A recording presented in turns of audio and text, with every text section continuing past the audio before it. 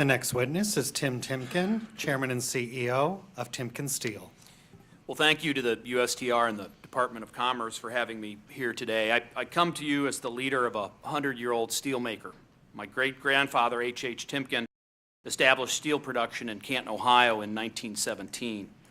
Generations of people built this company from a one-customer enterprise that made bearing steels to a global company that creates high-performance steel for demanding applications in almost every market. That's our niche in the steel industry.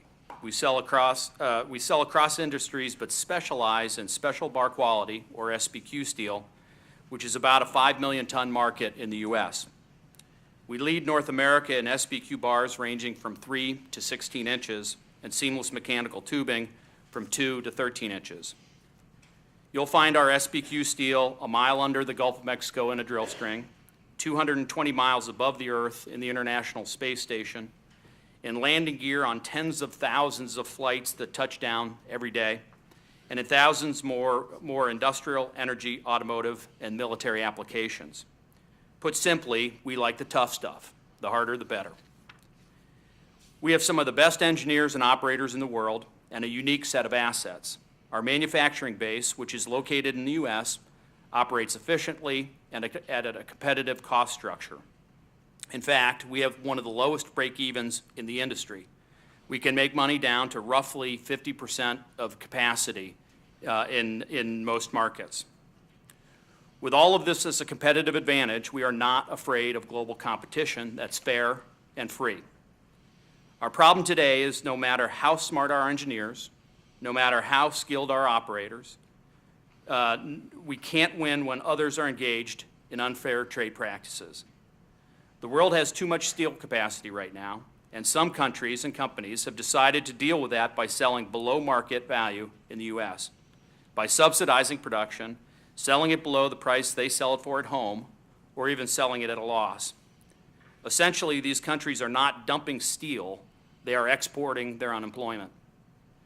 With markets depressed and dumped imports rising, market conditions were severe enough that our sales in 2015 declined by 34% over 2014. We lost $115 million. Facing the conditions like these, we took actions to cut $75 million in costs. And unfortunately, that meant that 12% of our people lost their jobs. This downturn is as deep and as long as we have seen. In our 100 years, we've weathered many economic cycles, and we're taking all of the right steps to manage through and emerge even stronger when markets recover. The problem with this cycle, the tremendous headwind we face, is the pressure from dumped foreign steel, and that pressure continues to mount. As I said, TimkenSteel faces global competition with confidence when trade is both free and fair. Today, it is neither.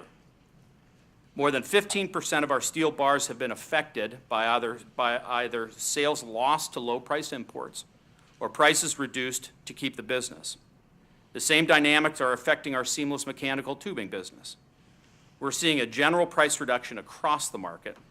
We're also seeing excess inventory held by traders who bring in foreign steel and stock it at the ports. Our operations in Houston, Texas, have been particularly hard hit and today operate at less than half of the typical employment levels.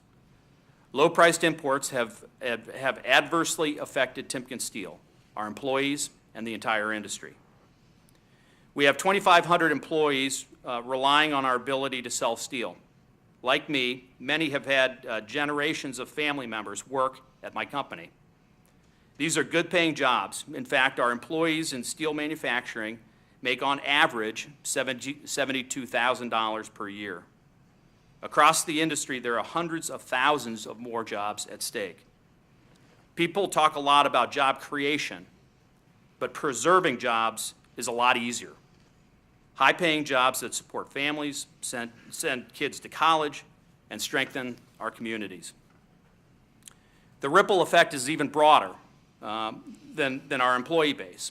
If you look at Ohio, where we're headquartered, we're a smaller company than most that you'll hear in this hearing, but we contributed significantly to the well-being of our home state. TimkenSteel's annual economic impact in Ohio is nearly 13,000 jobs and $900 million in employee compensation. We purchase nearly $850 million in goods and services per year from Ohio businesses. And our 2,500 employees are community leaders giving their time and money to United Way, the arts, and hundreds of other causes that make our community stronger. The stability and prosperity that companies like TimkenSteel bring to local communities is irreplaceable. We also play a role in national security of this country. You'll find our steel in every kind of military vehicle and military ordnance. In fact, we just recently partnered with the U.S. Air Force to improve the strength and toughness of its bunker buster bombs. The result was a better steel at a lower price, reducing the cost to American taxpayers. Military steels are a small part of our overall business, but the innovation we bring to the table is advancing our national security.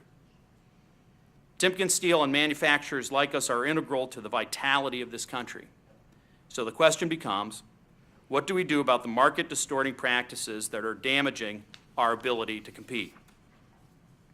We are evaluating every tactic that we have to combat unfair trade and ask you to do the same.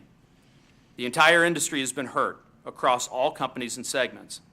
I believe it will take action by both manufacturers and the government to restore free and fair trade. First, we ask that the government does everything within its current authority to neutralize the impact of subsidization and dumping, particularly from China. Second, we ask you to support the steel industry trade cases to impose tariffs on those countries dumping cheap products on our shores. And finally, we ask you to continue to vigorously enforce the U.S. trade remedy laws and work together with the steel industry to strengthen them further. In other words, all we're asking for is a level playing field. The survival of the U.S. steel industry and many jobs it supports depends on it. Thank you for your consideration.